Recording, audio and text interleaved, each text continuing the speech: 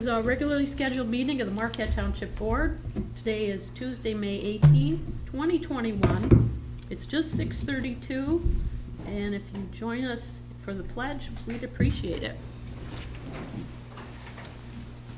I pledge allegiance to the flag of the United States of America and to the republic for which it stands, one nation, under God, indivisible, with liberty and justice for all.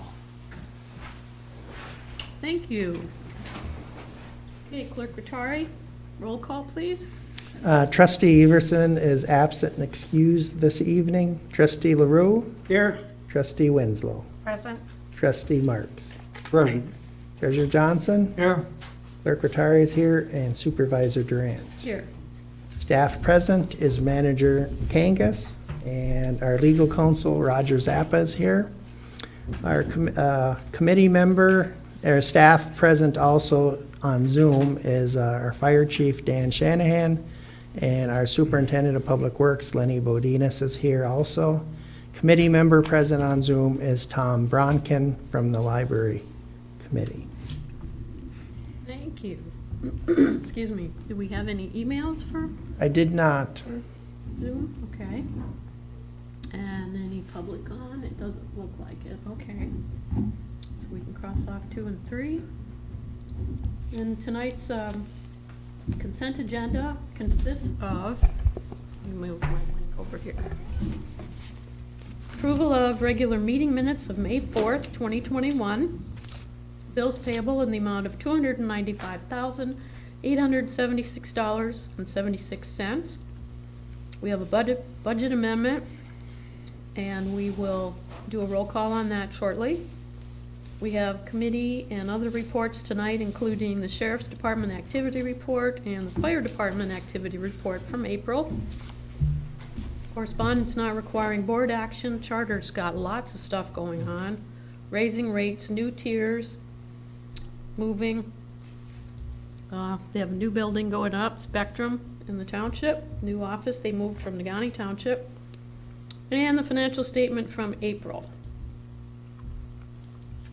So we need a motion unless somebody wants to Move pull to something approve out. the consent agenda as presented. Second. You I have a wanna- couple questions. About, Charter. okay. Before we vote, go ahead. I was looking at their upcoming charges and that. I know we can't do a thing about it. And that. It's out of our hands completely and that. But the broadcast TV surcharge reflects the cost from local broadcasting stations, and I don't know what broadcast stations they have other than TV6 and Channel 13.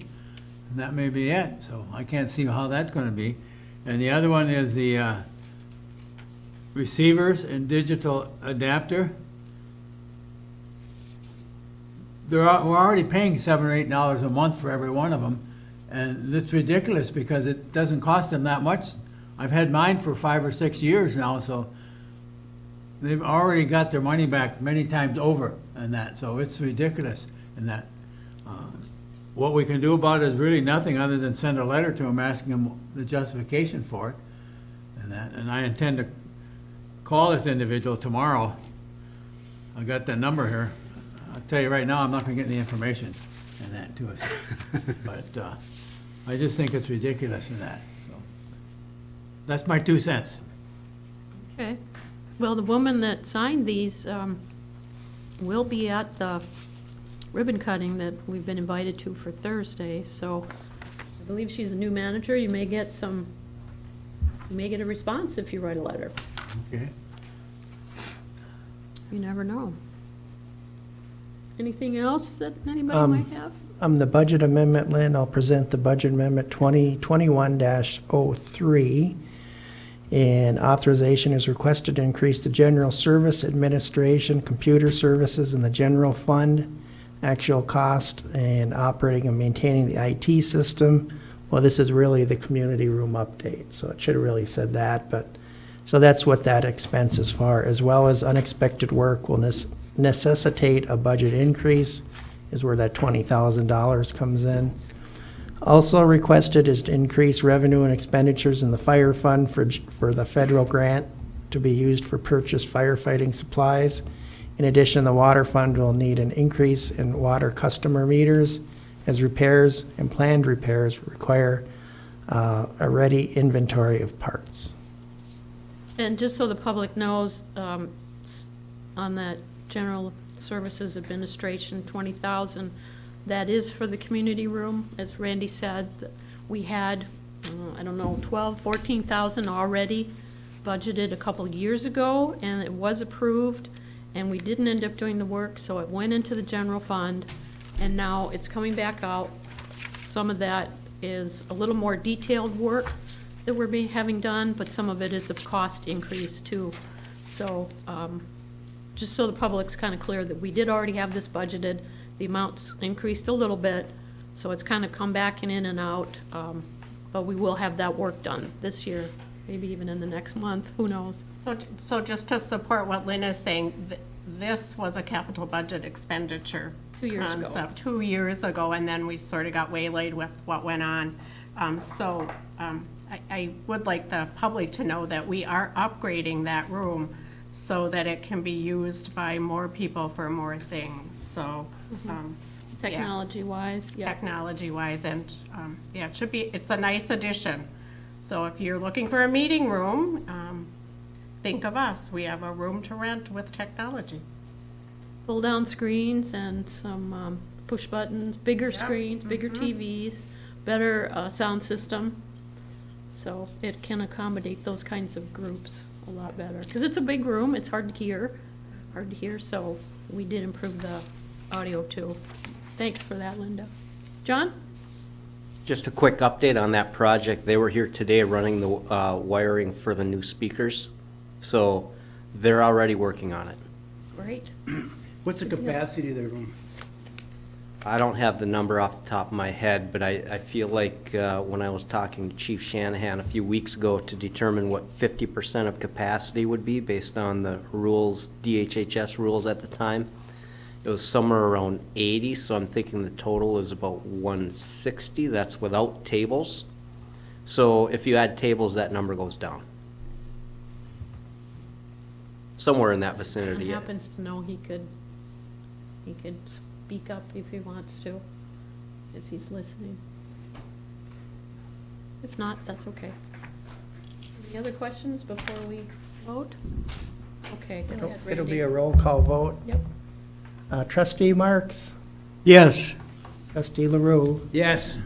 trustee Winslow, Yes, treasurer Johnson, Yes? clerk retires yes, and supervisor Durant. Yes. Motion carries 6-0 and 1 absent.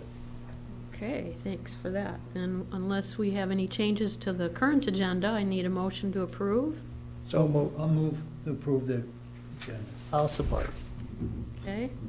And we don't have anything else, so we can just, all in favor? Aye. Opposed? Thank you. I'm not aware of any conflicts of interest with tonight's agenda with the board members. Staff reports. Do we have Dan? Dan and Lenny are here, yeah. There he is, okay. Hey, good evening. Hello. I don't think I can put video up, but I will get started here. I'll be brief too. Pretty average month for us, 45 calls, 85% being medical. We did assist our neighbors to the south, Chocolate, with a structure fire, and our neighbors to the west, Marquette Township, with 2 structure fires.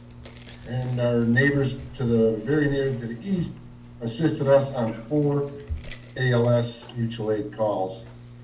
Our call volume to date, like I see, is at 179. We're 9 ahead of last year, running about what we have been over the past few years. Training, I guess we've got some sort of exciting news. We'll find out more by the end of the week. 2 firefighters did pass their practical exam this past Saturday in Firefighter 1, Firefighter 2 class. That's Sophia Kabit and Joshua Fensky. Terry Flynn was taking his final EMT exam tonight. Training. Captain Gregory did attend a CISD, Critical Incident Stress Debriefing class. And this Saturday morning, if you see a bunch of trucks out at the ski hill, excuse me, there'll be a lot of fire trucks out there.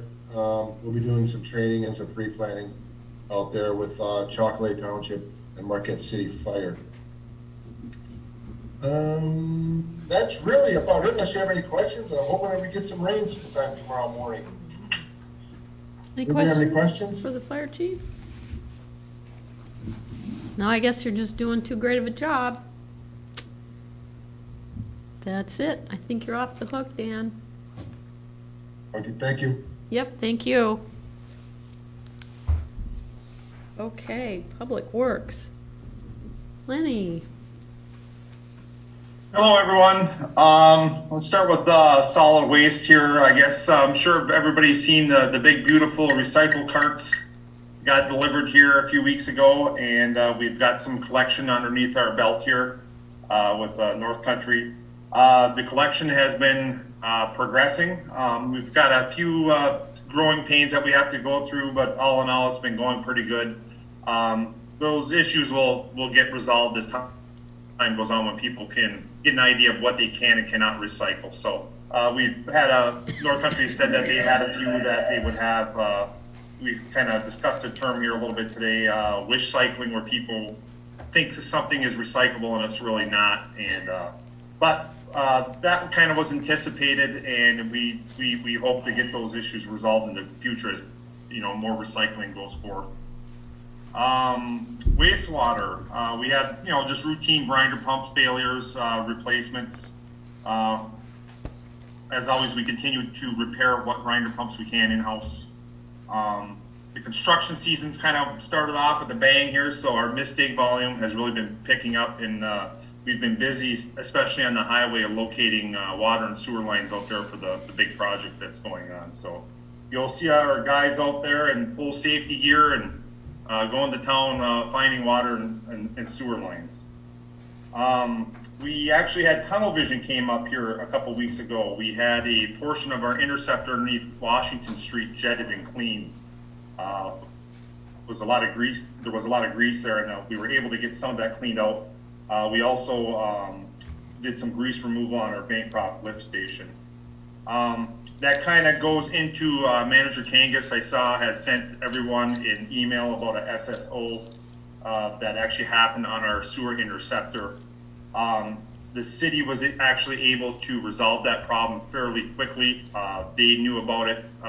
They actually thought it was their problem beforehand, and they actually went there and took care of it, and it turned out to be the interceptor. So in the future here, we're going to have to do some more inspection and maintenance on that interceptor to make sure that there's no ongoing issues there. So we're going to work on a plan here and try to mitigate any kind of future problems.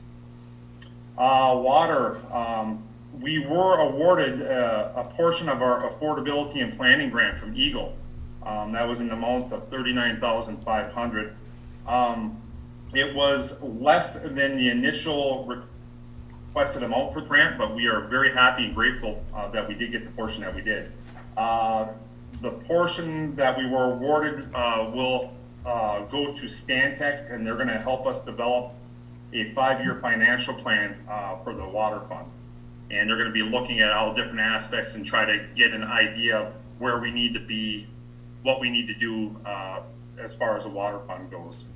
And the other aspect that they will be looking at is the affordability part of that. So they would look for like disadvantaged customers. Are they going to be able to afford their water? Is there any way, any type of things that we can do to help with that? So that's going to be ongoing here within the next few months. We're going to have to get some information for them at our level here, and that's going to kind of with the distribution survey that we have to do with the service lines and stuff like that we had discussed earlier. Building and grounds, they've been busy with routine upkeep of all our facilities in Lions Field. They've been mowing the grass, cleaning windows, and doing everything in between. So they've been keeping quite busy as well. So we are anticipating with these projects coming up with the highway in Ontario and some of the other things that we do have coming up this summer. We're anticipating that the full Public Works and Building and Grounds crew is going to be very busy and moving along and keeping things going. So that's all I have. Anyone have any questions? Ernie, go ahead. Question on the new garbage collection. There's an individual on Fair Avenue who's still using the old green ones and not the new ones and that. How do we go about educating these people and that? Well, we gave the option if people, especially for some folks out there that the carts were a little too large for them to handle, they are still allowed to use the small bins. The large bin will be available for them to use if they want to use that too. So for some people, the bins are a little bit larger than the amount of material that they had, or they might have a little hard time, getting it out to the curb. So for the time being, we are also allowing them to use the old bins. They put two of them out, two of the small ones out, so they should have enough to put in the big one and that. They are kind of heavy and hard to steer if you're, not everybody, like Lenny said, some people can't. You may know the neighbor, maybe they do have muscles. I know the neighbor, and that should not be a problem. Okay. I have some questions. Okay, are you good? I'm fine, I'm fine. Okay. Linda? So people are asking, I've been noticing there's a lot of people at our playground using it. Are the bathrooms now open? As of this time, I believe we still have the Porta-John over there, so they are not open at this time. So with all the COVID stuff kind of changing day by day, we were kind of waiting for guidance on what we should do there. So that will be something that we probably will have to check out in the future and see what we want to do. Because the roadside parks, they're all open now, so hopefully the guidance will direct us to open those bathrooms. There's a lot of people there.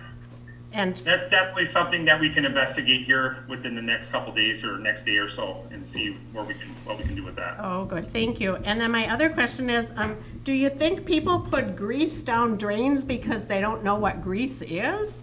And is there an opportunity for us to provide some education on our water bills, explaining to them not to dump grease, in parentheses, defining that down your drains?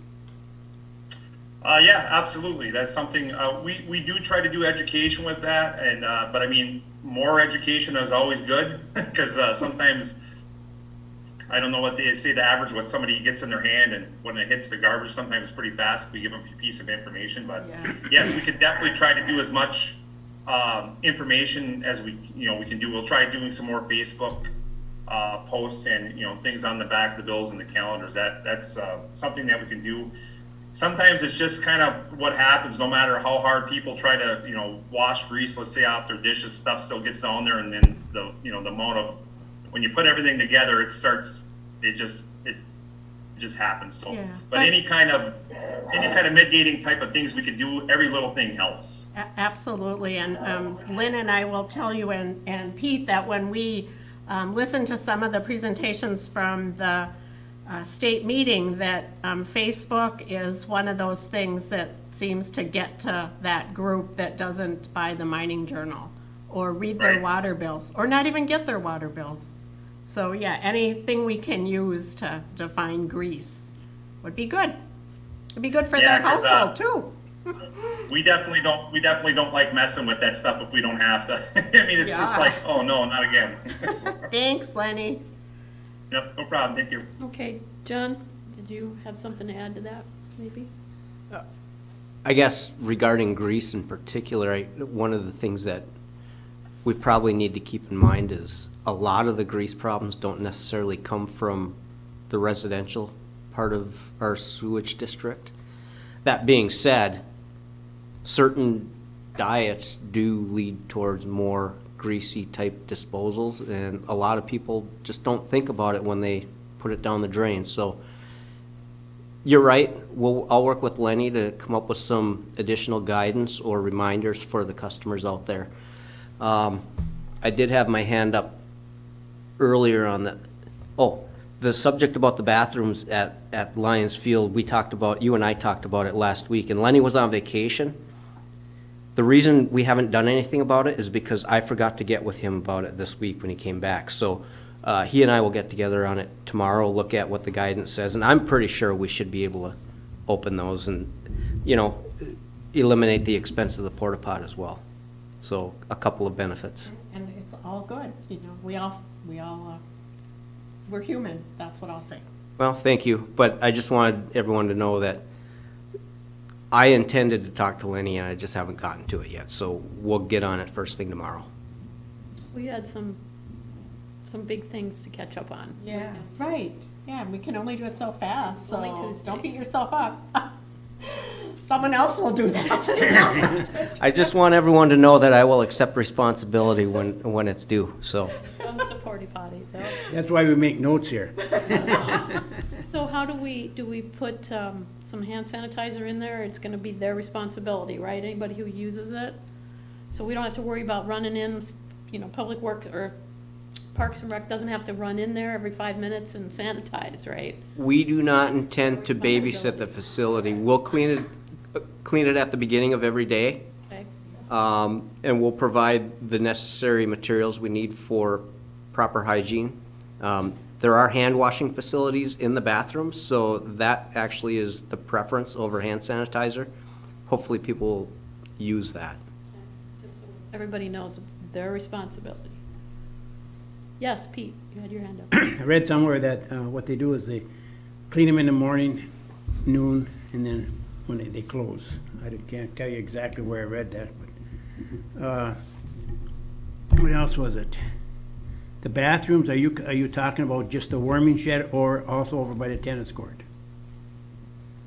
Just a question. I'm not familiar enough with the facilities over there yet to answer that correctly, but if they are restroom facilities that we typically have open during a normal summer season, I would say they should all be open.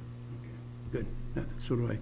Second thing is, somewhere, it might have been at the conference, they suggested like oils and dressings and stuff like that, to put soap and water into the jar and shake it up and then clean it out a little bit like that before you throw your jar away. But just be careful of your drains, because your drains and some of these drains in the kitchen, there's half the house is the length of the house before it goes down to the drain. So if you see you've got a slow drain, put something in it. Don't wait till it's plugged up. There's different chemicals out there that's safe, and so just don't wait till it's plugged. But just don't take a load, whatever dish soap you got, put it in there, put the cap on, shake it, and clean it out a little bit, and then release it. Don't just pour the oil down there. Anything else for Lenny? Kudos on the grant, Lenny, that's awesome. We had talked a few years ago with your predecessor about doing, like a 3-year rolling rate study type plan. I shouldn't say study, but rate, gauge like 1% every year or something like that. So I'm guessing that's kind of what this is, the plan for 5 years to figure out what to do with the rates, how to kind of structure them. Yeah, they're gonna look at, all aspects of the water fund, a little bit of everything here, and then they'll come up with a financial plan to see where we should be. And then of course, the second part of it is with the affordability part of it. Okay, good. Lynn, I got one Yep. other question. Go ahead, Pete. Lenny, on the Ontario project, I guess it was set for last week and then till October. When are they gonna start that project? A guy asked me today about that, so I said I'll get back to him. We just got word today that they're gonna set the detour up starting Friday, so I'm anticipating that, the full-fledged work is gonna start that following Monday. All right, thank you. Anything else for our, John? If I could just add one thing to the grant conversation that Lenny was discussing. He had mentioned that we'll be working with Stantec on it. Just so everyone's aware, they have a financial services division, which is similar to, say, Raftelis. Raftelis did the joint water study with the city. So this is a specific division within their company that does this kind of thing. So I really feel like we're using the right company. It's a company that we already have a history with. And it's a division within that company that focuses on this type of activity. So it's not Joe Blow engineer like John Kangas doing a rate study that maybe is a little bit above my pay grade, so to speak. It's people that do this kind of thing for a living. So the original intention was to have them teamed up with UP engineers to do the full grant project. Unfortunately, we didn't get all the grant money, so primarily the work will be with Stantec. Well, and we've worked with them for many years too, so they know our system. It's not like a stranger coming in and trying to put this together. Yep. And the nice thing about rate studies, affordability studies, they can be done from Timbuktu. You don't necessarily have to be here in the township to really do that kind of analysis. Anything else for Lenny? Okay, good deal. Thank you. Appreciate all that information. Thank you. Okay, next up is our illustrious attorney. Well, from a legal perspective, things have been a little bit slower than some months, less urgent certainly. Primary issues have been focused on tax tribunal, trying to resolve. As recently as today, we just stipulated to extend the time for disclosing appraisers and valuation disclosures in the tax tribunal on the Buffalo Wild Wings property that's in the appeal process.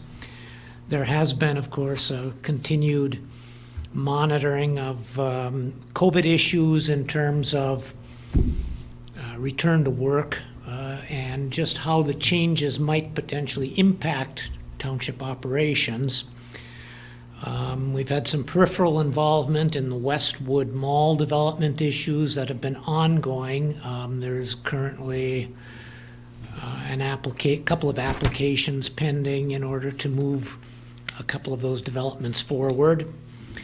And we had a meeting between the assessor, myself, and the zoning administrator, I think it was last week, regarding an ongoing property issue in one of the Bishop Woods subdivisions, and the parties that are involved in litigation are attempting to avoid making the matter worse by trying to being proactive in not violating township ordinances that are already in place, both in terms of zoning and the land division and access management ordinance that Marquette Township has, because quite frankly, they weren't familiar with some of those requirements and provisions. So we've been, as a group, trying to guide them through that to just avoid having us creating enforcement issues depending on them making a correct turn or a wrong turn in their procedures. We had one inquiry regarding the Marquette County Solid Waste Management Authority and a meeting notice that they put out for a special meeting a while back. But other than that, it's been a pretty quiet month, knock on plastic. Nothing new or unexpected has really come up. Calm before the storm, maybe? Perhaps. You had a busy year Especially from anyway. the tax tribunal perspective. Yeah, yep. Anything? Go ahead, John. I do have a stack of job descriptions that are about to head his way too, so he'll be busy before the next meeting as well. Just throw them away. Draft revisions. Okay. Anything else for the attorney? We're good? Thanks, Roger, for that update. We have a copy of all the tax review and what effect it has for us. The last, like I've to got have one a in my copy of that. briefcase. I don't know how old it is, but I can check with Dulcie. All right, thank you. Sure.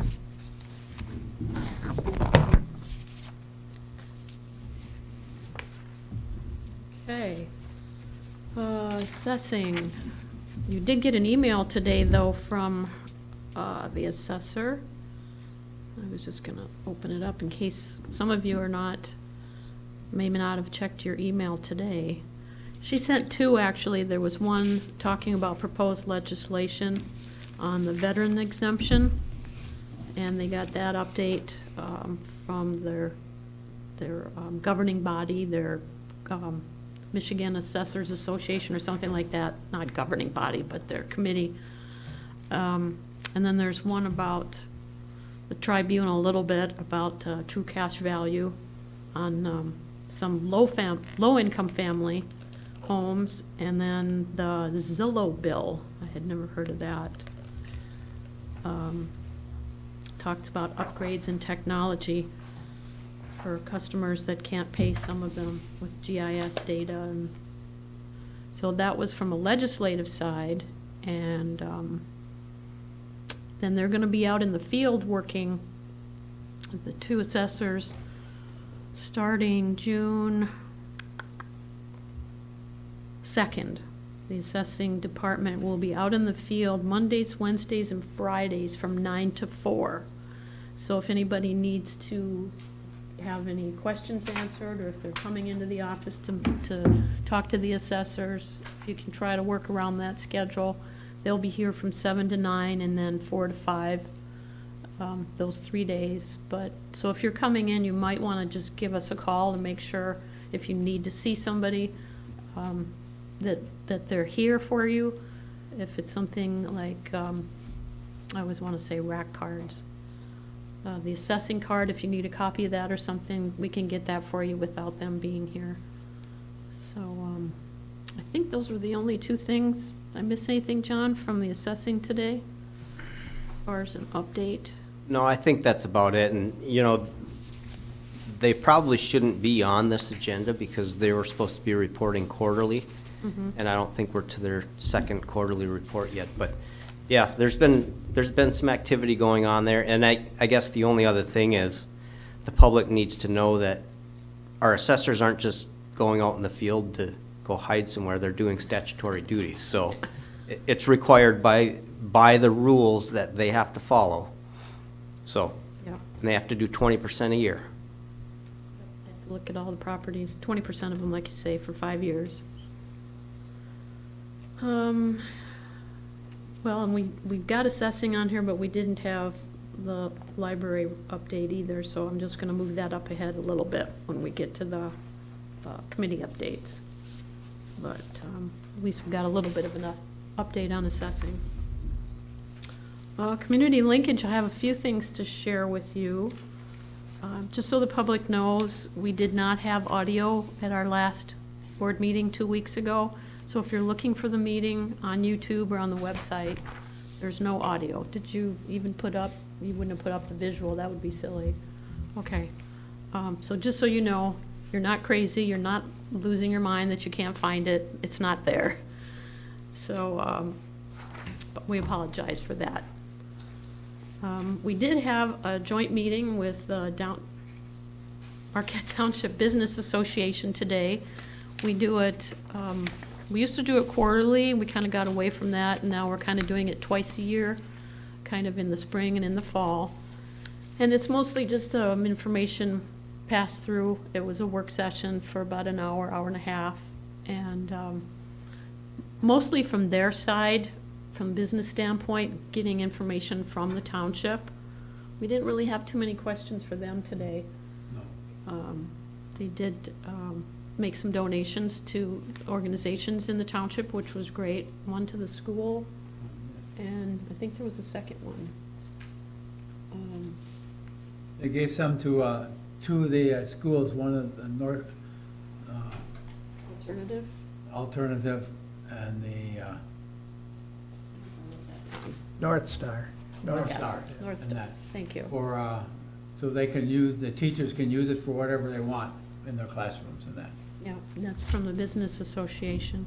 And then we updated them on what was happening planning-wise and business-wise, and the construction, they were concerned about that on Ontario and 41, how it affects the corridor businesses.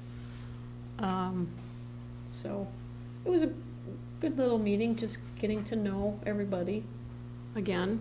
Some of our employees are even new since we met last. We didn't meet at all last year. That's right. So it's been a year. So I just wanted to let you know about that. We also had a joint meeting with the Planning Commission last week and talked about the future, briefly talked about the next 5 years. We didn't get into that so much. We just spent too much time talking about possibly hiring a code enforcement officer and looking at a blight ordinance. The commission does have that they're working on. And of course, that would have to go to the attorney and come back to the board. So we spent a good part of our time talking about that, and the board did say they wanted to talk about the blight officer possibility. It missed the agenda. John and I both got mixed up, we said, with having the joint meeting Wednesday. That's what messed me up, thinking I didn't need to worry about the agenda for another week. Randy was on the ball. He knew what was going on. So we missed the discussion about the blight officer, so we'll put it on the next agenda, and we can really figure out, if and how and what and who and how we want to talk about that. So I'm going to write it down right now so I don't forget to write it on next ones. And And John has a comment. Sure. Go ahead, John. We may have an answer to that problem by the time we get there, so I guess we'll play that by ear. Fingers crossed, we made an offer to a staff planner this afternoon that has some enforcement experience. So, and also that seems to enjoy that based on the interview. So that might be exactly what we're looking for. Let's hope this offer pans out. Okay. And it's a good way to meet the public and get to know the township. So, Correct. we'll see. So, see, it was kismet that we forgot to put it on there. It's a good thing. All good things happen for a reason. Such a he enjoys fatalist. planning? Is that what you're saying? Or enforcement too. Not a lot of people are comfortable with the enforcement aspect. It puts you in some difficult positions. You don't necessarily create a lot of friends. This candidate seems to enjoy it, so we'll see. See if he accepts the offer. Roger may have some more work. Let's see, what else do I have to share with you? Meeting, that one and that one.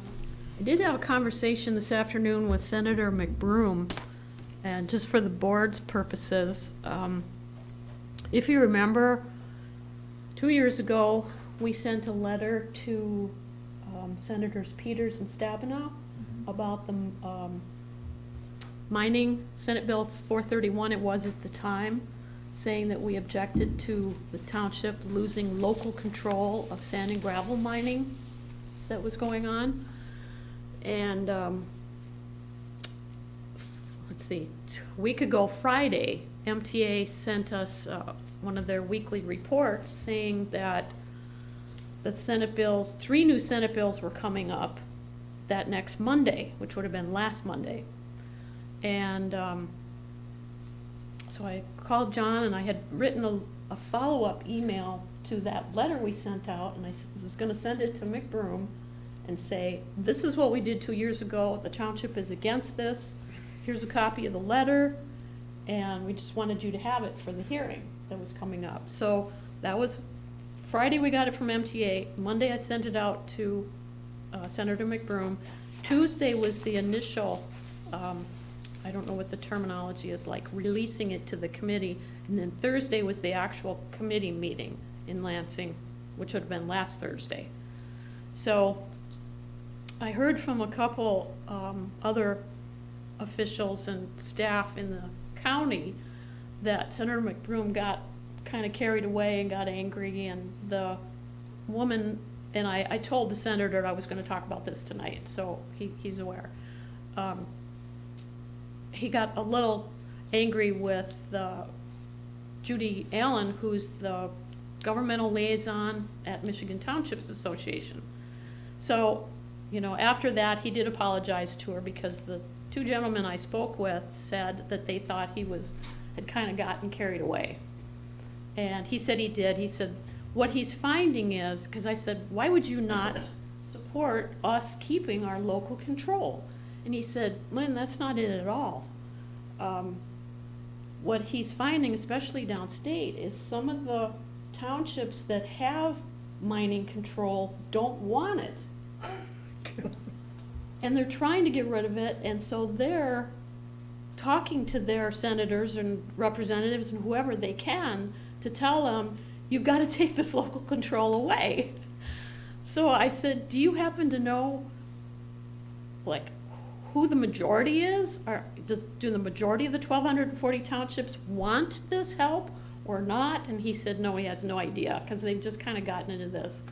And I said, well, the only thing I can think of to kind of give you my perspective is, are you comfortable with the way the legislation is written? That would be the way I would vote. If, whether you have half of, or whatever the percentage is, some people who want government control at the township level, some that don't, there's no way of knowing everybody, how they feel about it. So how do you feel? Because he said, I get it. You're a landowner. You want to do what you want with your land. You don't want a mine next to you. You might want a mine next to you, maybe because you own that land and you want to sell it. So he said, I can see both sides of the argument. And he said, no matter which way I vote, somebody's going to be mad. And he said, I don't know who to support. And I said, well, then go to the legislation, go to how it's written, and see if you agree with that. And I said, and he said, then let's say I go ahead and vote for it, and I support local support. Well, he would vote against them, I guess. And for local support and local control over all the sand and gravel mining, and then it gets over to the House, and they shoot it down. He said, or they do support it, then it goes to the governor, and she shoots it down. So he said, even if I go out on a limb and choose which side I'm going to support, it may not even get there, but in the meantime, everybody's mad at me. So he said, I seriously do not know how to do this. I really don't know what to do, how to support it or not. So it's going to come up again tomorrow. He said, I don't know if we're actually going to vote on it, if I'm going to, be the deciding vote, or if everybody's going to vote against it, or he didn't know. He had no idea where it was going to go. So I told him I would contact those two gentlemen who contacted me in the county and tell you guys so that you kind of had an update in case someone else watched the committee meeting or hearing and says something to you, or you see it in the paper. But he said he did apologize to Judy for appearing to be, he said the whole question and answer was very ironic, and he kind of laughed thinking, oh my gosh, this is just crazy. I've got half and half here of people. But Judy didn't know that, so, and he did apologize. He said, I wasn't trying to be mad at you. He said, I just had all this information, and it was just so frustrating, I didn't know which way to go. How are they gonna word it? How are they gonna word it? I have it, I can send it to you. There's 3 bills this time. Senate Bill 431 was 2 years ago. It was very specific about the township losing control, and we have very little control. We can control the hours and some of the dust and sand and noise. So we don't have a lot of control. If they want to come and get a permit, they pretty much get a permit because the state law says, and I did clarify that with him. I said, doesn't the law say that wherever there's gravel and sand that we have to allow that mining? And he said, pretty much, yeah. So I said, so what's the problem? And that's when he said, well, a lot of my people don't want the control. So I went, oh no. Well, we don't want the noise and you don't want the dust at a certain hours of the day or something. Right. But there are townships like that for years. that don't want to even have that control. They don't want to deal with it. So I said, all right, then why couldn't it just be pushed to the county level? Because I said, a county up here isn't going to know what a county in Livonia is going to do, so how could the state possibly control that? Because it would fall to the Eagle guys. And when the Eagle guys testified at the committee hearing, they didn't know anything about it. They kind of went, well, yeah, okay, I guess we could do that. I don't think you might want to give up that, authority to do that. Well, some townships don't want it, and that's what his conundrum is. 'Cause he's trying to help I don't want a support marijuana place behind my house. You know, same thing, the regulations for different things. Yeah. Roger? Technically, from a legal perspective on what the statute currently states, a township or any other municipality can, well, a township can regulate gravel pits, sand pits, mineral extraction, and can prohibit them if it's shown that very serious consequences would result.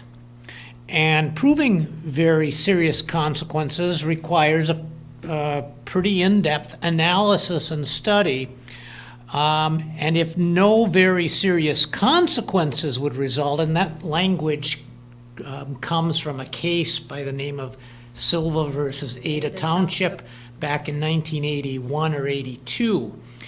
But if no serious consequences would result, then the township still can regulate things such as traffic flow, routing perhaps, hours of operation, can also regulate reclaiming the property so you're not just left with a hole in the ground that is a hazard to children, or that has no sloping and so forth. You can implement requirements for seeding and for sloping and so forth to reclaim it and make it reusable for other purposes.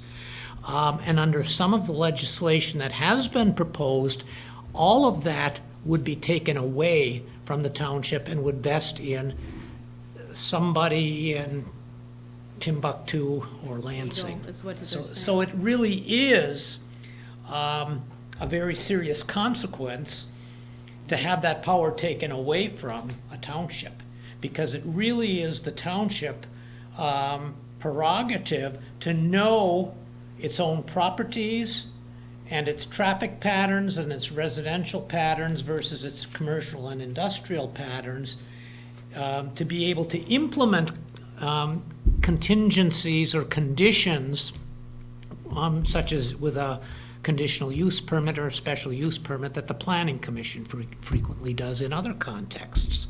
So to take that away wouldn't give a cookie cutter, one size fits all type of arrangement to someone who has never visited the locality. And we have those, Marquette Township has those in place. And I was mentioning to him that when I was on the Planning Commission, when we set a lot of that up for the 550 Smith site, and even some of Lindbergh's farther north, and we went through the whole reclamation, what has to happen, how much money they have to set aside for that, and it's very thorough. So maybe they don't want to, some of these townships don't want to invest in that. I don't know. I don't understand that, why they would want to give away control, but at least you know what the discussion is in Lansing. Every time I hear this, I think of that when they're breaking up the highway, they have this big hammer that drops down and just boom. And I think of that every time I think about this issue. So I don't think we want to give it up. Yeah, I don't know if it'll be out of our hands or not, but I will email you It'll be out of guys our hands. those 3 bills. So it looks like tomorrow and Thursday they're gonna be chewing on them. So I thought that was pretty important to share with you, because it may come up again. What are you hearing from the public? Anything? Anybody? Linda? As I'm out walking around in Trowbridge, we need to remind people what the animal control ordinance says. The last thing that should be happening to walkers, bikers, are people's animals charging at them. So we need to remind people of that. The other thing is we seem to have a huge interest in playground and small children activities, and there is a lot of talk about splash pads. I don't know if you're familiar with what they are, but they are the hot item out there. And I don't know if we want to look at that as a recreational. What is that? Crash? What? Splash pads. They're a cement pad of water, and the water bubbles up or actually squirts up. It's like a Disney thing, so it's a nice activities for children. And Lawrence is going after that, and not only is it nice for the children, but it gets people into your township and into your community. The other thing I did this week was I walked down some of the roads that we meet the city on the east side of Trowbridge Park and walk some of the trails back there. And I'm really interested in having our recreation committee look at connecting along there somewhere. It appeared to me that Center Street would be a good connector. So if you haven't been out walking, That'd be the planning commission. whoever, the recreation committee is about recreation, and they report to the planning You're not gonna commission. put a park in between the two, are you? No, but, Just for years, you don't wanna walk on Wright Street, okay, you do not. And, maybe the city should extend the sidewalk farther, and maybe we can meet with the city and, work on some joint projects. I would like to see that happen, some positive things. I did ask City Manager Angeli about a month ago if he wanted to tackle our two boards meeting before he retired, which is the end of this month, and he said no. He said, but I'll be sure to tell the new manager, and you can take it up with whoever that ends up being, so. And we could ask Jenna Smith, He she's the may, mayor. right, he Yeah. may have her at our Thursday meeting if he can introduce her. And I think on Possibly. Center Street, as I was walking, the city workers were working and they're putting curbing in on that Center Street that is still dirt. So it's all very interesting. So, yeah, take a walk. Did Mike think Take a about bite. that before he answered? Or no? Mike No. Angeli? Not at all. He just said no. I knew it was kind of ridiculous, but I thought I'd ask. Because his board is way new since the last time we met with them as a group. Right. Way different. It's turned over many times. Yeah, and they have some people who are really interested in recreation and activities and meeting the needs of our whole population. Right. Yeah, so as I said, take a walk. It was beautiful today. So I'd love to be able to do that. you'll get there, Ernie, you'll get there, and if it was paved, it would be a lot easier. Use my walker then. You could use your walker. And your physical therapy people would be thrilled to think that we were out walking around and moving. Yeah. You're the one that took the water and pop and candy that you put garbage people this morning then? No, I didn't go by your house today. Somebody So, did. so thank you. Okay. I'll continue on my travels. Anybody else hear anything from anybody? Any constituents? Okay, we'll move on. That was kind of a lengthy one there. Consider approval of medium-risk COVID-19 preparedness and response plan. Skip that, it's already changed 12 times since you typed that in. But John does have a plan, and if we have it in place, at least that keeps us in line. Lynn, Yes, sir. I just wanted to make a comment to John, what a nice job he did with that report inside on the COVID. That was very good. So take it away, John. What you have before you is a medium-risk preparedness and response plan, which may be functionally obsolete since the CDC and DHHS removed the mask mandate last week for vaccinated people. That being said, as an employer, we probably need to have the plan approved to make sure that we are protecting our staff. And I did send it over to Attorney Zappa late last week and didn't have a response back from him, obviously, because he didn't have time to review it that quickly. He has reviewed it since then, and I'd be happy if he could give his 2 cents on the document before you take any action. Basically, well, the comment that it is daily being made obsolete, there is almost, what some entities have done is tried to make it a little more generic to follow the current CDC guidelines rather than the specific ones that were in place at a given point in time. But the detriment of doing that is it's less informational. This has to be provided and available to the employees. So then it's almost a meaningless document on its own because it refers them elsewhere and doesn't give them any guidance or direction as to what is being required. So basically, as I looked at it on the particular day I did, I had no overt criticisms of it. Roger, could we do we have to actually hand it to the employee? Because all I was thinking was, could we post it so it would be easier to update every day? Or would we have to actually hand it to them every time there's an update? You generally have to hand it Okay. to them. And you have to train them on any changes, and they have to sign a new acknowledgement form. Okay, Yep. So we try not to change it any more than necessary. That being said, as there are rapidly changing conditions out there due to greater vaccination numbers, CDC and DHHS rule changes, I'm sending emails almost daily to staff, and I'm trying to copy all of you on as many of those as it makes sense to as well. So we have a pretty good documented quote-unquote paper trail. And as you'll see from my report, and as you were all made aware of at the joint meeting last week, we're doing everything we can to ensure our employees that we are protecting them. We voluntarily are participating in the ambassador program, which we now proudly display the decal on the front window. I don't know that we have any staff that's concerned with what we're doing, and hopefully that's because we're doing our awful best to protect them to the extent that we need to, so. okay. John? I move to approve the medium-risk COVID-19 preparedness and response plan as presented. Support. Okay, go ahead, Annie. Once we approve this now, we're probably gonna see an update then, or amended one coming at some time in the near future? I would not say near future. I think we're gonna let some of these latest decisions settle down a little bit. I did send a link to everybody this morning.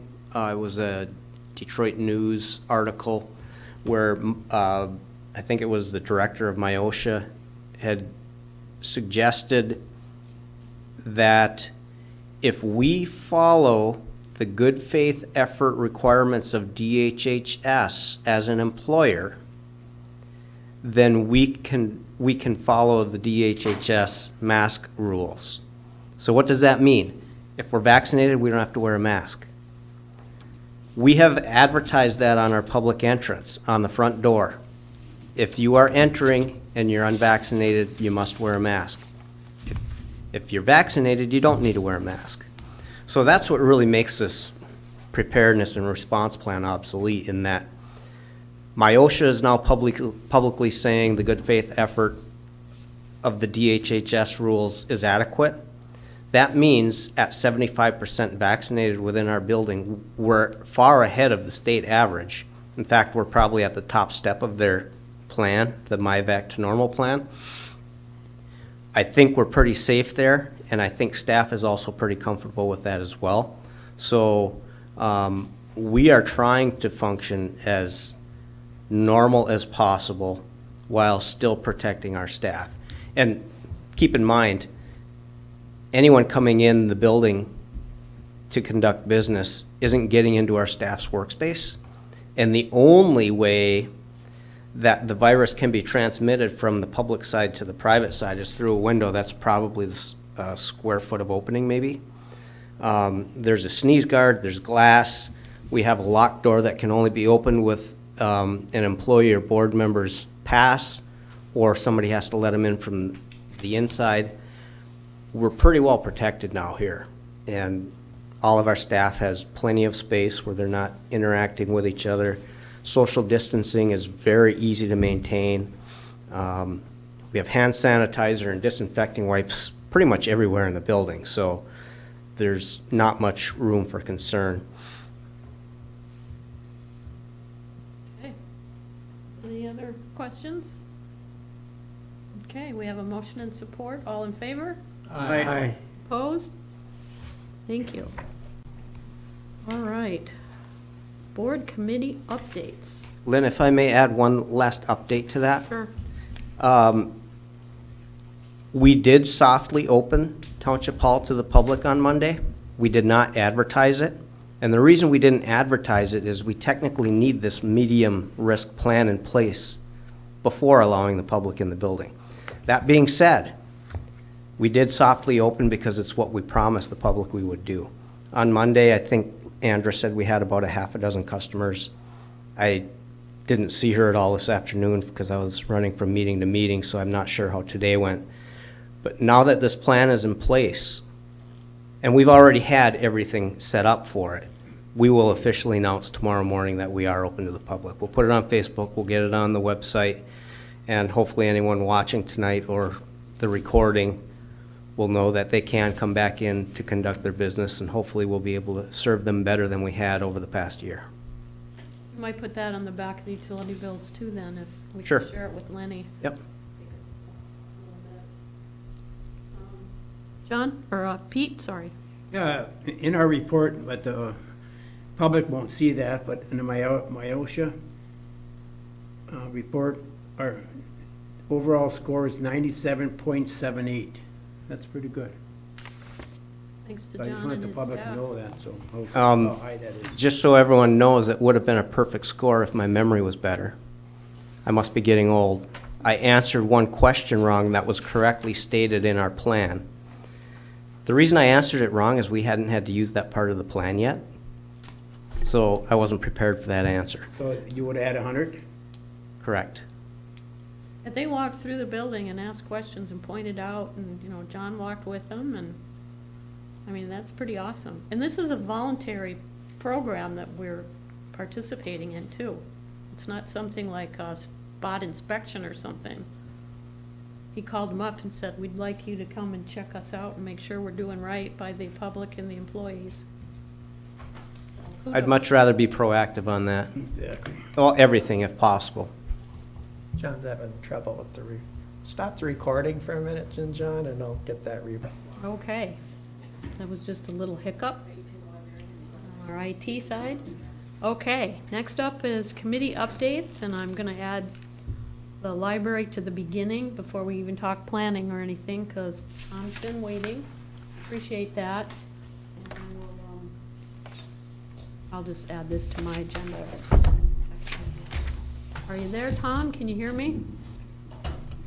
I can hear you, but I don't have a report today. I'm just watching the meeting for the library state. Okay, just want to make sure. That's good, too. Yeah.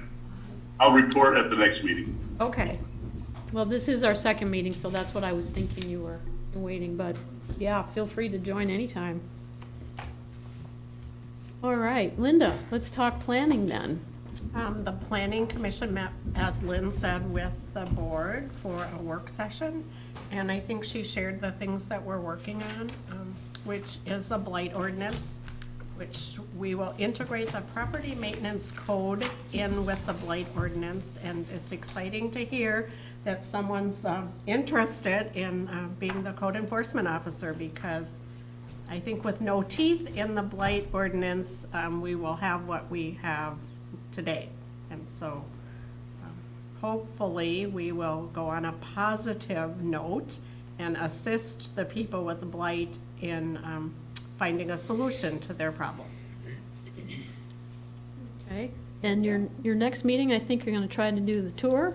Oh, we're gonna go on a Yes, sure. tour and look at the township. We're gonna look at many things, not just what we've been focused on, the blight and code enforcement. We're gonna look at what we can do to increase the value of our township for our residents. Good deal. Okay, recreation-wise. John? Oh, John? Yeah, I would just report that the Township Zoning Board of Administration, Board of Appeals, had before it a request for a variance. That was a request from the people who were interested in purchasing the penny store.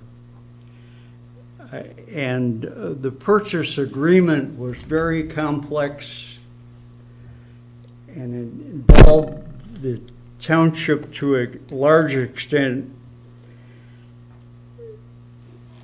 That basically what they wanted to do was keep the same dividing line that exists today between the penny store and the shopping center.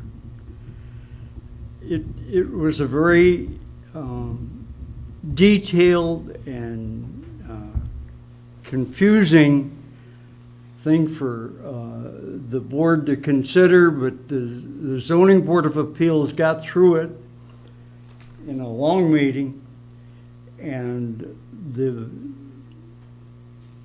fact is that they ended up getting a variance that allowed them to keep the existing dividing line between the mall center and the old penny store. And that was a big effort made by a great deal of work by the mall center, our own planner and the zoning administrator. And we worked our way through it and then got it approved that they could keep that line. The best way that I could pass that on to the township board and the manager and everybody as to what we were eventually doing, what we were asked to do, and how we achieved it, was to give you a copy of the motion that was made at the board that passed. And I put that into everybody's township box so that you could read that and understand exactly how complex that one was. Although it's a great thing for the township, and I think a good thing for the center in general, what was accomplished there. It was a very big, detailed issue. So I thank you. I just want to report that it did pass, and they're keeping the same dividing line that is there if you were in the center today, at a considerable savings and ridding ourselves of asking for them to do a whole lot of reconstruction of the building. So I'll just report that because I think it was something that we're going to enjoy for a long time.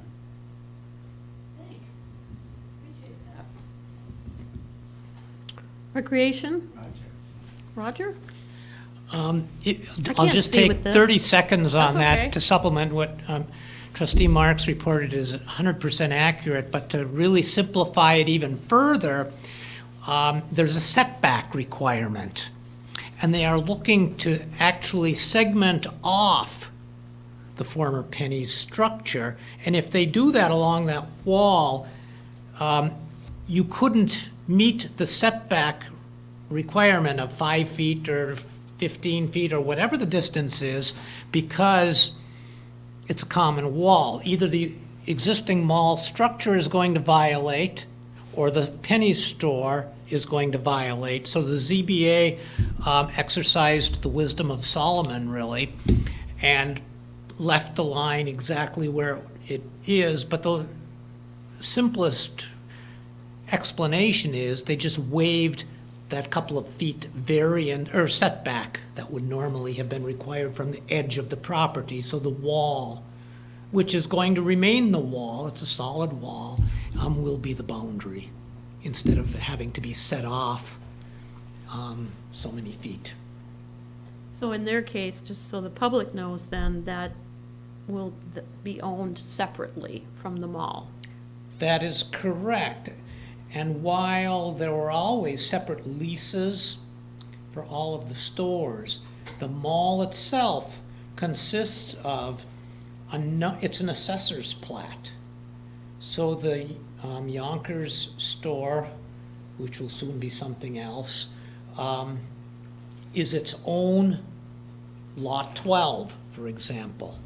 And there's also, in conjunction with this, a modification of the boundaries that's not a ZBA issue that's being done to meet other compliance issues in some of our other ordinances, because they have to have direct frontage on a public roadway, for example, so they have adjusted a boundary contingent upon this variance being granted that was just granted. Firewall. There's always been a firewall there. There's always been a firewall there, nothing is changing. There was some kind of discussion before about they had to have separation. There's a concrete wall with a door in it, and that's not changing. Okay, we're good? Pete, do you want to report on the rec committee? I'm not on the rec committee. That's right, you're not anymore. Yeah. Aha. Call Dan. John? They did just meet this evening and had a spirited discussion with their 3 new members. I think you're going to see some new ideas, some rehashing of old ideas. I think they are full of energy and ready to go. They just have some catch-up work to do to get to where our outgoing rec committee members were when they departed. So, Jason is going to get them all copies of the current rec plan that was approved late last year. And they've all been tasked with coming up with some of their own ideas, specifically for the CIP, which will be discussed later on this year, as recreation is involved in that.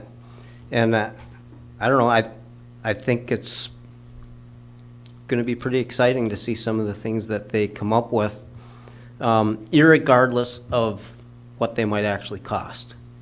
Sometimes just having the idea can spur you to find the money to do a project that's right for your community, or rule some out that maybe aren't.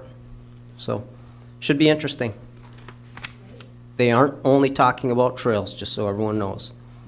As important as they are to pretty much everyone in this area, I think we have committed a lot of effort to trails so far, but there's other interests within the community that they are interested in discussing. Yeah, the 2 gentlemen I spoke with for their interviews before I appointed them, they both had totally different interests, which was great. I was really excited to hear that. And one of them must sound like you, Pete, because that's what made me think of it. It sounded like you were in the conference room at that meeting. Because I can hear a little bit. It's good to see Surprised. young ideas and young people, because after a while, things go to heck on you and you can't do all the stuff that you would like to do, But it's really exciting. Joe's gonna do a good job on there. And I see one guy come in with his bike on and just, that's great. Because the future isn't ours. The future is the young people coming up. We have to have young ideas in order to keep up with them. I'm looking for a 3-wheel bike, not a 2-wheel. That'd be a trike. Yeah, a trike. Put a motor on. So I have a question. Sure. So where is the rec plan posted on our webpage? I think it is in the planning documents on the website. Don't quote me on it, I didn't specifically look for it, but there are a lot of planning documents on the new site already. And I'm pretty sure that should be one of them, because all of our plans should be up there. Okay, so just in case anyone that's listening to this meeting wants to look for it, if it's not out there, we'll probably get it out there soon. Yes, Yes. Okay, just bear in mind, it's a work in progress. It We're is. trying to get everything back up to speed on there. that's exciting. I mean, it's really exciting. And since we're trying to do multiple ways of finding things, I sent you an email, you probably haven't even seen it yet, to just put like the bylaws on the planning page and on the rec page and on the roads page, the landing pages, so that, because if somebody's looking about roads, they're gonna go there first. They're not gonna look at documents, necessarily. They're gonna look at whatever we've got on roads, and if the bylaws or whatever pertains to it, like the rec plan, that would be ideal to have it all right there. And then in the documents too, I think you're right, and there's probably others that we'll think of as we move along. It makes sense. Doing a search for bylaws, funny you should pick that one, you're gonna get however many pop up, so If you do it, yeah, how can I, or whatever that is. how do I? Right, yep. Type in bylaws, it'll go to, like. I would assume it's gonna pull up every document attached to the website with the word Okay, that's good bylaws too. in there. Okay. Pete, you wanna tell us about roads? Roads, we didn't have a quorum We didn't have a quorum last week, so we're looking for this coming meeting. We have another member, and I'm hoping that one of our members who wanted to get off would stay on for a couple more months until we get organized. So maybe find another member to join. So we need one more so that you can have a quorum if Right. the one gentleman wants to go. Okay. What do we have for events? Anything new? The events coming up, we have a Father's Day, a car show coming up. Catch the Spirit car show. Catch the Spirit car show. And that's on June 12th.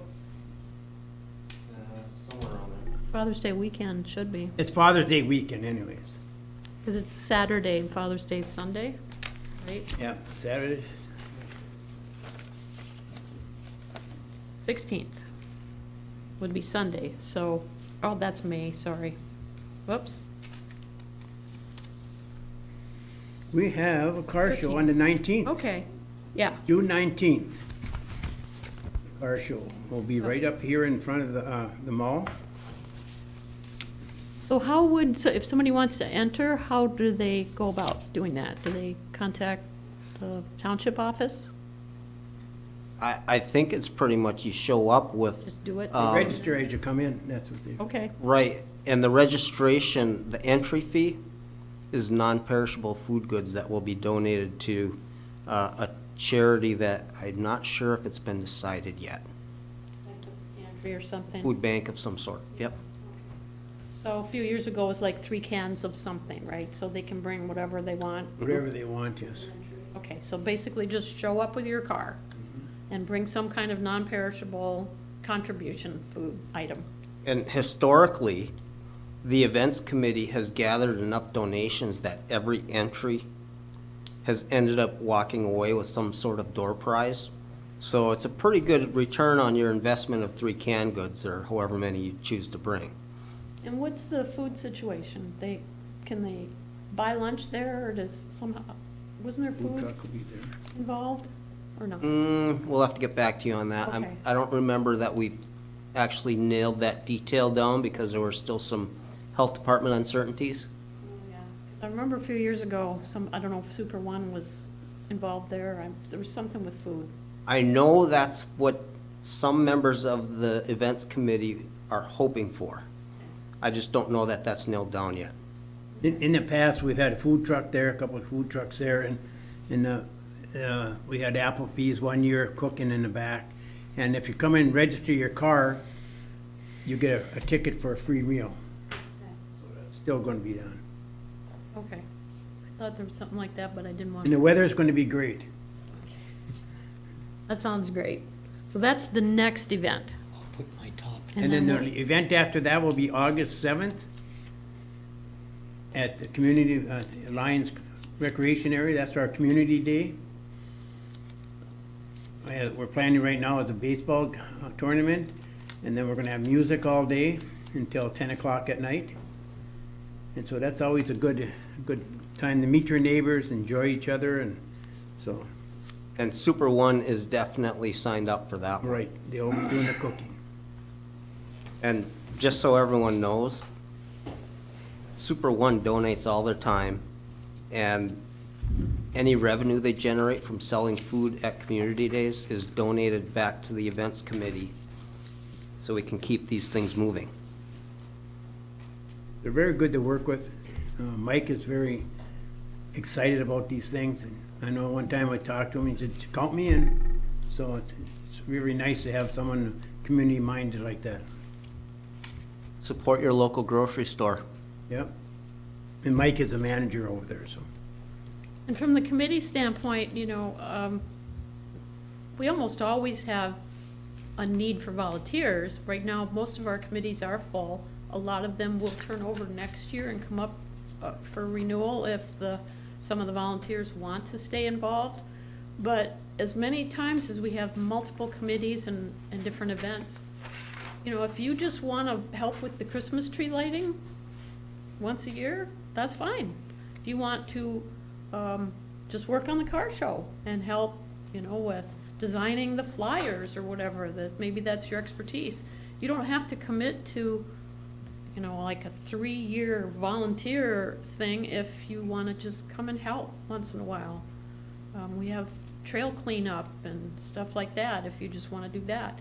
Just give us a call at the hall and talk to John, or he can put you in charge of, or in touch with whatever committee you're interested in. So don't feel like you making a commitment to volunteer means a meeting every week or something like that. We're very flexible. So I just wanted to put that little plug in, because we will have committees opening up next year, quite a few. Lynn, on the same thing as a new member, Joe Dredder, and the Recreation Committee, I hope he listens to this or reads it, is that I think it'd be great to have a pickleball tournament next year. Not this year, but the following year, because they're it's taken over like in Florida down there. It just really taken off. And it's good because it's a game, anyone, as you get older, you can play it. It's low impact, and people are going crazy over it. So maybe Joe, if you're listening, Joe, 2022, John and myself will be there supporting you. Well, Caleb's the new guy too, so you're gonna have to get him on board to help you. Okay, that's committee updates. We don't have any draft committee reports, well, that's good. Any public comment emails? No. Nothing in the emails, okay. Do we have any public? Tom, do you wanna put in 2 cents, or have you got any questions, or anything you need to share with the library? Nope. You're good? Okay. Nothing right now, thank you. Okay, that's fine. Appreciate you being there. Any announcements from the board? I looked at Pete. Sorry, Randy, go ahead.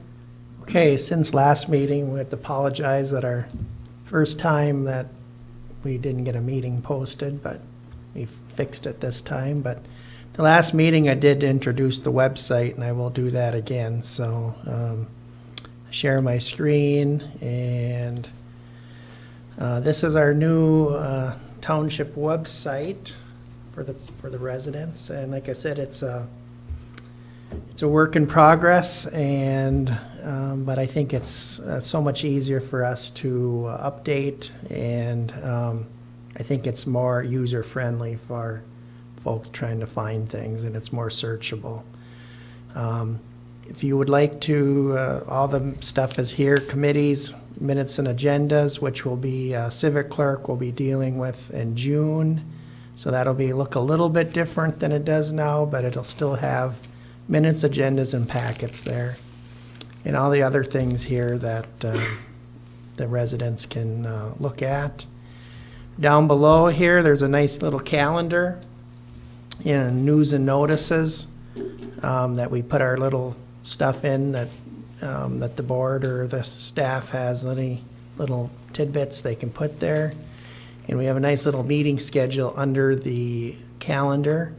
And if you click on the appropriate meeting, you can get, like this meeting, you can get the meeting information, the Zoom link, and actually has the packet there too. So the packet's right here. And so I think it's a little bit easier. It was really easy to put that on compared to the last website that we had to deal with. So, and for the residents that want to go to our meeting link, it's right up on the top bar, Township Board Meeting Video Archive. You just click on that, and it has the link here, and it takes you right to our YouTube page with all of our meetings there. So, and you can, I think they go back many years. I don't know exactly how many we have, but they're all there, so you can search for them except for last meeting, because of course that wasn't there.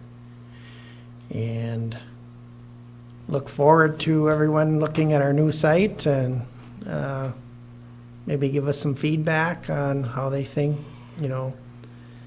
anything that needs to be there, or they think we can improve it. But we got most of everything there, but like I said, it's still a work in progress, so give us a few more weeks to get things that need to be there, so.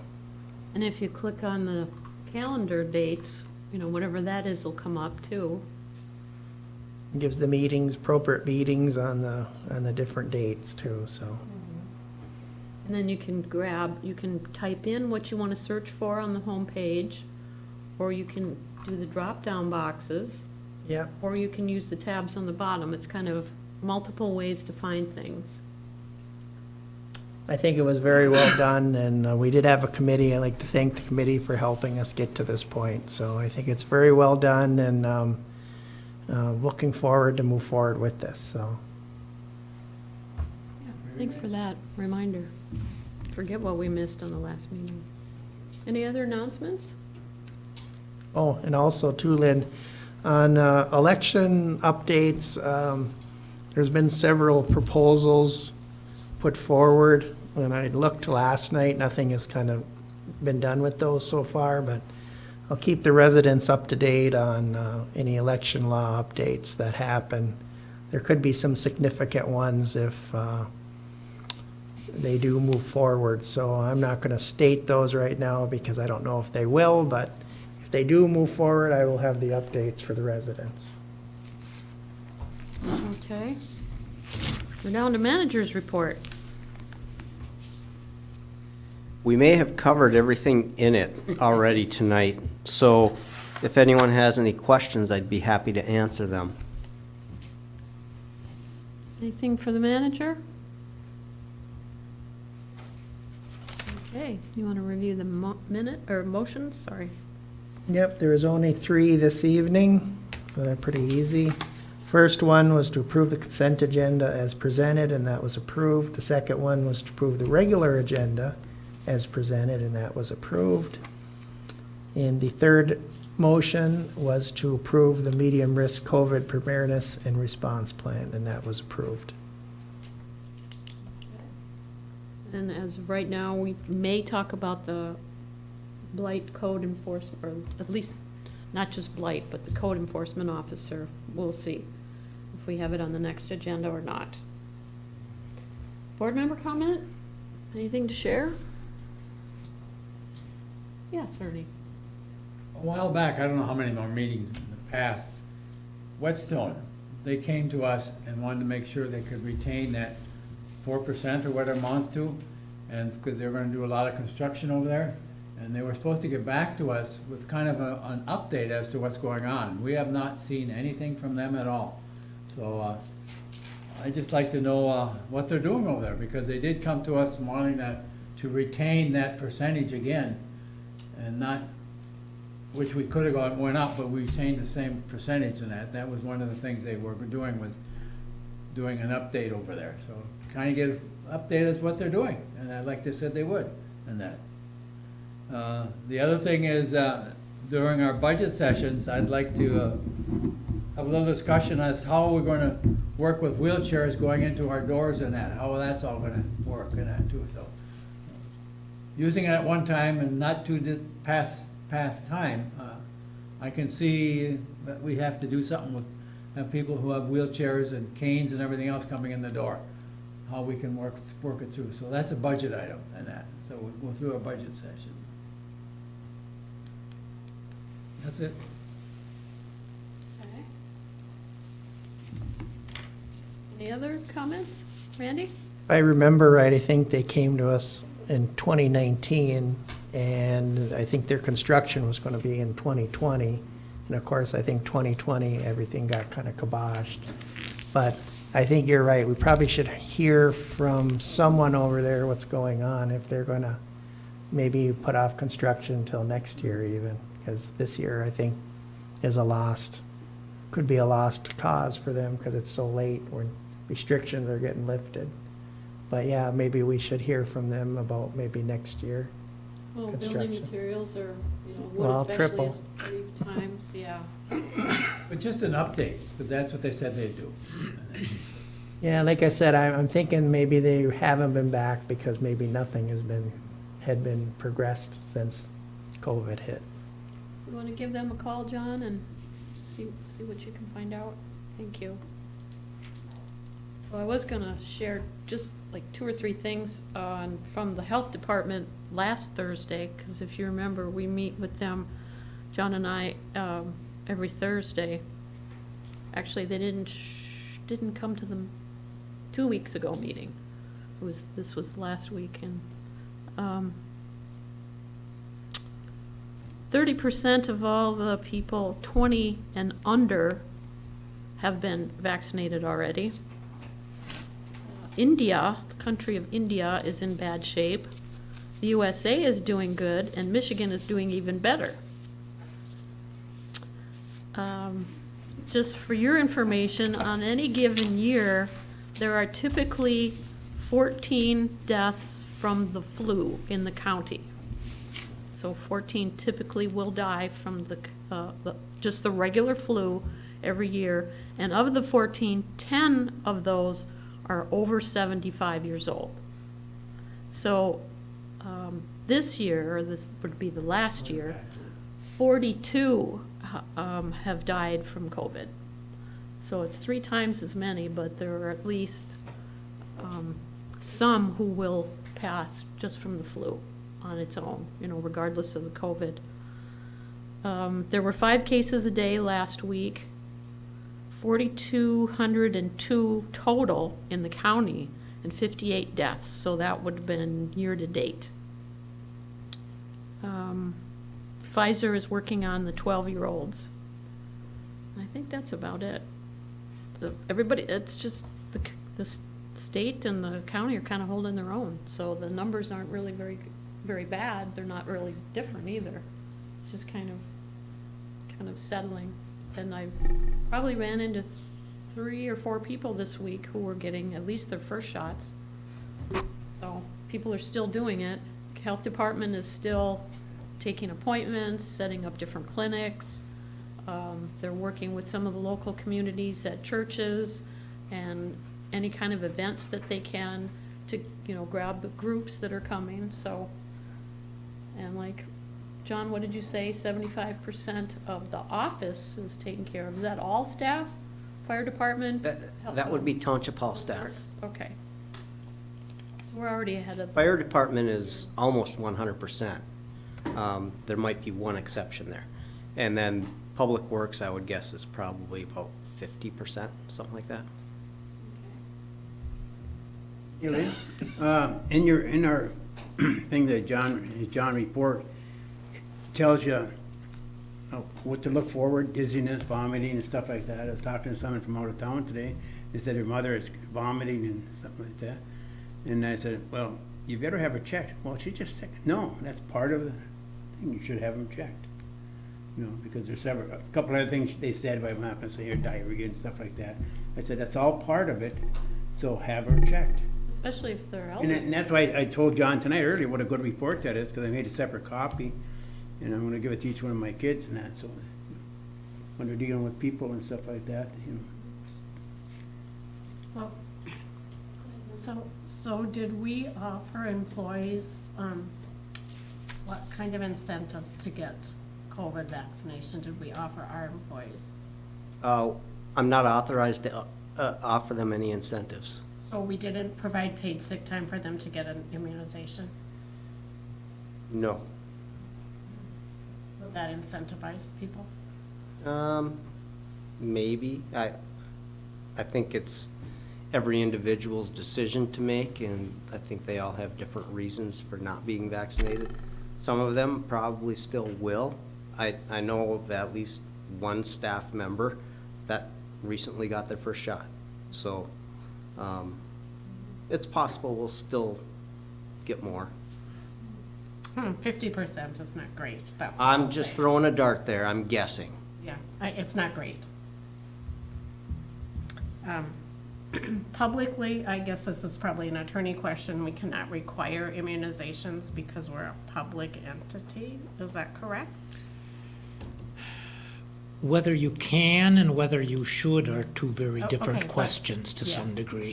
So can we, is my I would have to look at that a little bit more thoroughly, but there is some support for a conclusion that a municipal entity could require that.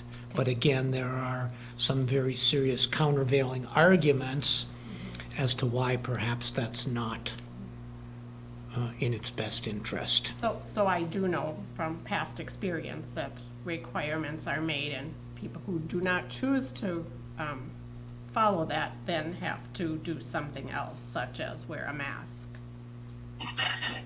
So not here and now with COVID, but with other things in the past. I would hope, if you did not get vaccinated, that you're wearing a mask. That's what I would hope. We have lots of children to protect in this community, and some are not able to be vaccinated based on medical conditions, as there are some adults who are not based on medical conditions. So I would encourage you to follow the science and get vaccinated. And the purpose of the mask is to protect the person you're talking to from you. It isn't to protect you, according to the health department. Absolutely. Correct. Kind of a misnomer. People think they're protecting themselves, and that's not the purpose of the mask. It's kind of misleading. And that's the difference, that's kind of what I kind of wanted to say about the difference in the deaths with the flu. COVID will kill you.